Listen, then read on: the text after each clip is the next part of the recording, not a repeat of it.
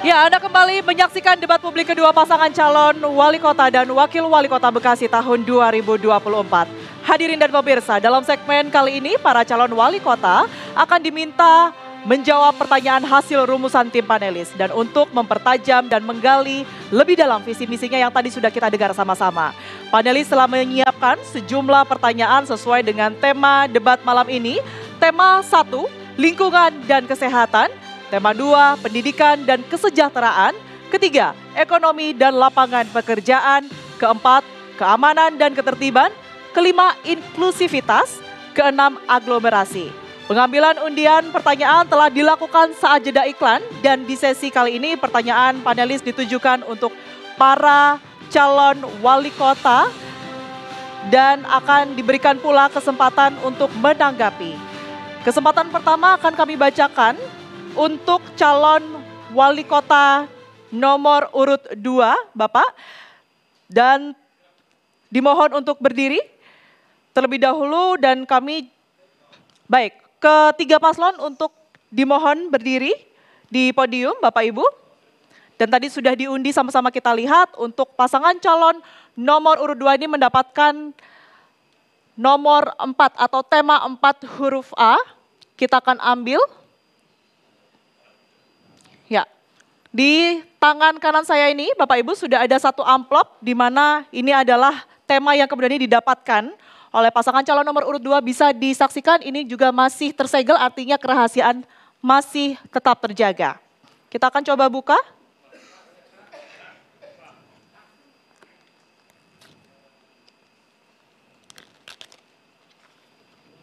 Kembali kami informasikan untuk tema keempat ini adalah keamanan dan ketertiban. Mohon disimak dengan baik karena pertanyaan hanya akan dibacakan sebanyak 1 kali, Bapak Ibu.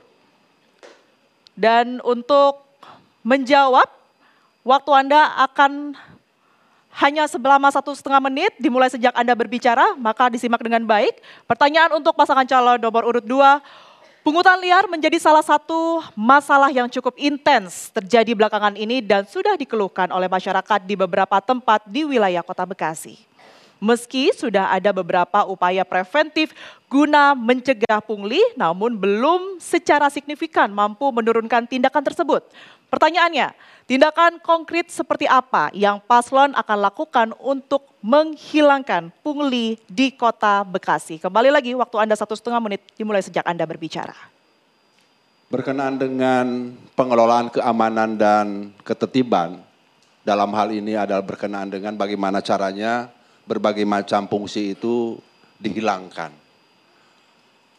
Ini adalah PR kita semua, terutama saya sebagai calon wali kota dengan Ibu Nurul sebagai calon wakil wali kota.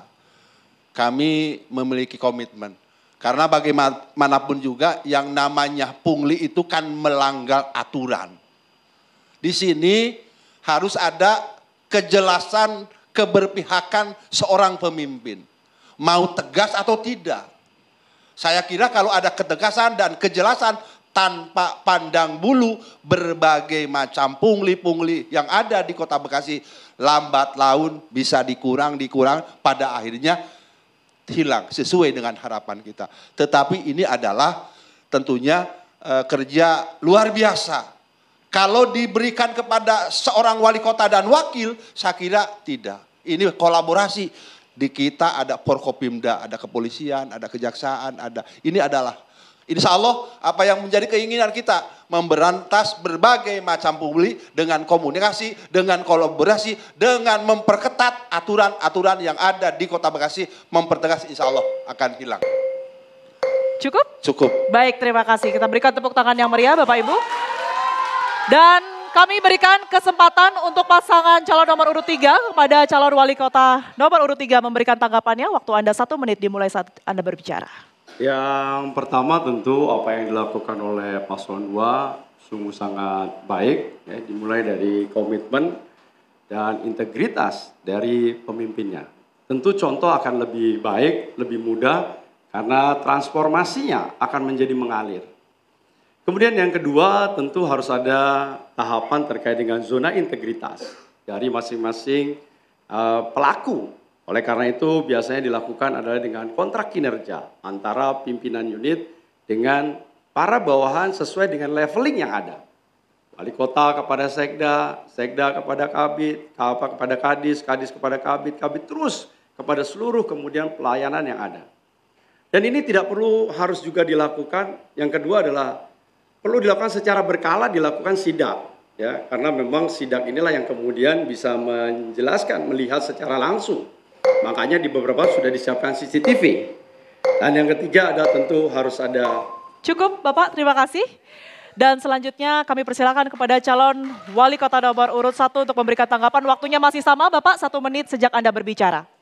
Baik, pertama terkait dengan pungli dan kriminalisasi ini ya, ini adalah faktor kepemimpinan. Karena pengetahuan saya bahwa tidak ada anak buah kecuali dia meniru apa yang dilakukan oleh atasannya. Yang kedua, perlu ke depan ini kita menggunakan teknologi digital berbasis transaksi non-tunai. Kalau ini bisa kita lakukan, maka aliran kewajiban pembayaran ke pemerintah ini akan sangat mengurangi tingkat rentan untuk diambil oleh oknum-oknum yang tidak bertanggung jawab. Kemudian tentu kita juga paham tentang keamanan berbasis teknologi CCTV. Kami paslon nomor 1 punya komitmen bahwa tempat-tempat tertentu CCTV ini akan kita adakan, kita pasang sehingga mudah-mudahan bisa mengurangi angka kriminalitas dan angka pungli yang selama ini terjadi di beberapa tempat yang memang sudah sering kita perhatikan seperti itu. Dan yang terakhir terkait dengan Baik, cukup Bapak, terima kasih. Dan selanjutnya Bapak Ibu kita akan coba ambil soal nomor 6C untuk pasangan calon nomor urut 3. Di mana kita ketahui tadi pada saat komisial break sudah dilakukan pengundian yang disaksikan secara langsung oleh tim panelis dan juga KPU. Di tangan saya sudah ada soal dan juga amplop C dengan abzat C. Ini adalah berkaitan dengan aglomerasi, salah satu tema pada malam hari ini kita akan coba buka. Baik, calon wali kota nomor urut 3, mohon disimak dengan baik karena soal hanya kami bacakan sebanyak 1 kali. Terbitnya UU nomor 2 tahun 2024 berdampak langsung terhadap 9 kota kabupaten melalui skema kawasan Jabodetabek-Jur. Pemerintah pusat optimis jika konsep aglomerasi akan berimplikasi positif terhadap pertumbuhan ekonomi, pembangunan infrastruktur, serta peningkatan kualitas hidup masyarakat. Namun, sejumlah riset menunjukkan konsep aglomerasi juga berpotensi menimbulkan masalah seperti degradasi lingkungan, kepadatan penduduk, serta meluasnya titik-titik kemacetan. Pertanyaan untuk Anda, bagaimana strategi paslon dalam memitigasi sejumlah persoalan yang berpotensi ditimbulkan melalui penerapan kawasan aglomerasi Jabodetabek-Jur? Waktu Anda selama 1,5 menit dimulai sejak Anda berbicara. Kota Bekasi sangat siap untuk melaksanakan aglomerasi. Ada satu konsep terkait dengan pengelolaan wilayah yang ada. Pembangunan berdasarkan tata ruang, tugas dan fungsi masing-masing. Hari ini Kota Bekasi menghadapi persoalan terkait dengan sampah, terkait dengan transportasi, kemacetan, terkait dengan banjir. Kalau kemudian dilakukan secara gotong royong, ini akan menimbulkan satu efek positif. Tetapi satu sisi tentu implikasinya, bagaimana terkaitnya dengan kemacetan lalu lintas, perlu ada upaya terkait dengan perubahan penggunaan kendaraan pribadi menjadi kendaraan publik. Kemudian terkait dengan lingkungan, tentu dengan adanya jumlah penduduk yang besar, perlu adanya kesiapan terkait dengan pemenuhan, terkait dengan ruang-ruang terbuka. Oleh karena itu saving land, kemudian Taman Seribu Taman merupakan jawaban sebagai tempat ruang interaksi warga masyarakatnya. Dan ini tentu perlu dukungan dari pemerintah pusat. Ketiga terkait dengan lingkungan, bagaimana mengelola terkait dengan air, kemudian udara, dan juga tanah yang hari ini menjadi persoalan. Tentu pembagian tugas dan tanggung jawab di antara 9 kota aglomerasi akan memberikan dampak yang positif. Dan tentu tantangan ke depan adalah bagaimana kita memiliki satgas khusus dalam rangka terus melakukan evaluasi dari kinerja aglomerasi. Baik, cukup. Terima kasih. Kita berikan tepuk tangan terlebih dahulu untuk jawaban yang sudah diberikan. Dan selanjutnya kepada pasangan calon nomor urut 1, khususnya calon wali kota untuk memberikan tanggapan. Waktu Anda 1 menit dimulai sejak Anda berbicara. Baik, paslon nomor 1 sangat siap ketika kegiatan kebijakan aglomerasi ini ditetapkan untuk Kota Bekasi. Kami mendukung kebijakan Pak Presiden, Pak Prabowo. Karena dengan kita masuk dalam konteks aglomerasi ini, maka banyak persoalan-persoalan besar yang selama ini kita lakukan, solusi sendiri ini akan terbantukan. Terkait dengan banjir, terkait dengan sampah, terkait dengan kemacetan, ini bagian yang selalu berulang di kota kita dan sampai hari ini kita belum mampu mengatasinya. Sehingga dengan aglomerasi ini menjadi bagian terpenting solusi bersama, khususnya bagi kota-kota yang hari ini menjadi penyangga daerah Jakarta. Ini nggak ada masalah taman sesungguhnya.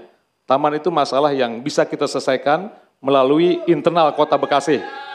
Dan nanti kita akan mencoba berkoordinasi dengan kota-kota yang ada penyangga yang menjadi bagian. Baik, cukup Bapak, terima kasih. Selanjutnya kepada calon wali kota nomor urut 2 untuk memberikan tanggapan. Waktunya masih sama Bapak, 1 menit sejak Anda berbicara. Undang-Undang nomor 2 tahun 2024 berkenaan dengan aglomerasi. Itu pasangan nomor 2 itu juga siap. Karena bagaimanapun juga itu kan kalau konsep aglomerasi itu kan konsep memusatkan pertumbuhan ekonomi nasional berskala global. Jadi termasuk Kota Bekasi akan mengambil manfaat dari sisi ajas manfaat. Meskipun dari sisi manfaat juga ada hal-hal yang memang harus diantisipasi. Misalkan ya berkenaan manfaat pertumbuhannya ekonomi, peningkatan infrastruktur. Apa yang disampaikan oleh paslon 1, kekurangan anggaran dengan model aglomerasi, kekurangan-kekurangan yang dimiliki oleh pemerintah Kota Bekasi bisa dibuatkan proposal ke pusat agar apa yang menjadi keinginan, apa yang menjadi program Kota Bekasi selesai. Terima kasih Bapak. Selanjutnya saya akan beri kesempatan untuk menjawab pertanyaan dari panelis. Mohon tenang terlebih dahulu.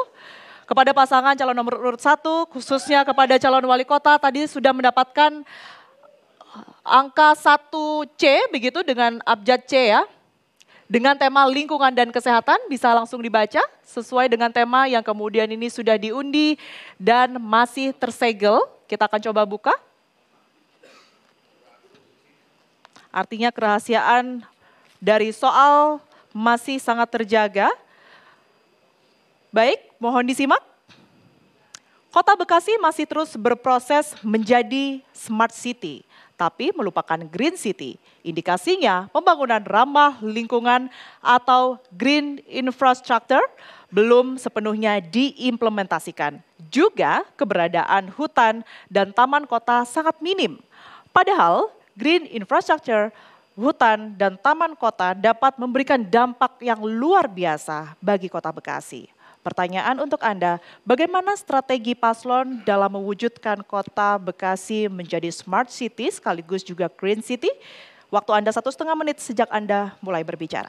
Baik, saya kira untuk menjadikan Kota Bekasi green city atau smart city ini bukan tanggung jawab pemerintah daerah semata, tapi kita bisa melibatkan unsur-unsur swasta. Kita bisa membuat perda yang mewajibkan seluruh perusahaan bisa membuat taman penghijauan di sekitar kota-kota yang ada di Kota Bekasi ini. Kalau kita membuat taman, 1.000 taman, menggunakan dana APBD itu biasa. Yang luar biasa adalah kita membangun 1.001 taman, tapi tidak menggunakan dana APBD. Dan ini yang akan strategi lakukan paslon nomor 1 untuk berkolaborasi dan bekerja sama dengan perusahaan-perusahaan yang ada di Kota Bekasi. Itu pertama. Yang kedua, kita akan melakukan pergerakan pola hidup sehat dan bersih, PHBS. Kita memulai bagaimana memberikan pelajaran kepada anak-anak di sekolah, kemudian memberikan sosialisasi kehidupan bersih melalui RW sampai RT, sampai masyarakat terkecil, sehingga mereka terbiasa untuk membangun bagaimana kesehatan itu dimulai dari menjalankan pola hidup sehat. Dan kita bersyukur, data mengantarkan, memberikan informasi kepada kita dengan pola hidup sehat ini, tahun 2023 kemarin, indeks kesehatan Kota Bekasi ini 84,65%, artinya stunting ini hampir tidak ada. Dan kita berharap kemudian tidak ada lagi bayi yang lahir dalam kondisi kekurangan gizi. Baik, cukup Bapak. Kami berikan kesempatan kepada calon wali kota nomor urut 2 untuk memberikan tanggapan, waktunya 1 menit. Apa yang disampaikan oleh Bang Heri, kita menguatkan. Karena memang untuk kemajuan Kota Bekasi yang lebih maju, diperlukan anggaran yang cukup besar. Tetapi kan PAD kita kan ada keterbatasan. Tetapi keinginan masyarakat, keinginan dunia luar itu, kemajuan Kota Bekasi ingin cepat. Jadi apa yang terjadi? Di dalam konsep kami, ke depan akan menggunakan CRR dengan seobjektif mungkin. Selama ini mohon maaf, saya kira banyak sekali CSR yang diberikan oleh berbagai macam perusahaan yang tidak jelas. Tidak terpublikasikan. Insya Allah pasangan saya untuk menunjang program ini akan menggunakan uang CSR dari perusahaan-perusahaan yang dikelola secara objektif dan transparan. Baik, cukup, terima kasih. Selanjutnya kepada calon wali kota nomor urut 3 memberikan tanggapannya, waktu Anda 1 menit sejak Anda berbicara. Terima kasih kepada paslon 1 karena bicaranya tentang data. Dan terlihat data terkait dengan stunting tadi sungguh luar biasa. Terima kasih atas apresiasi yang telah kami kerjakan untuk masyarakat Kota Bekasi. Tentu tidak berhenti di situ, karena ada target yang lebih tinggi lagi. Bahwa kita punya target 2025, menjadikan Kota Bekasi menjadi kota yang sehat. Dimulai pada saat seluruh warga masyarakat hari ini sudah bebas ODF. Jadi sudah tidak ada lagi yang buang kotoran itu seperti helikopter. Yang pertama. Yang kedua adalah tentu city building. Hari ini green building memang kita optimalkan. Sehingga gedung-gedung yang tinggi itu lantai atasnya pun juga kita berikan menjadikan taman. Sehingga udara menjadi lebih sejuk. Kemudian juga bagaimana kita mengurangi terkait dengan penggunaan emisi gas rumah kaca. Terima kasih. Baik, cukup. Terima kasih. Kita berikan tepuk tangan terlebih dahulu kepada ketiga paslon, Bapak Ibu.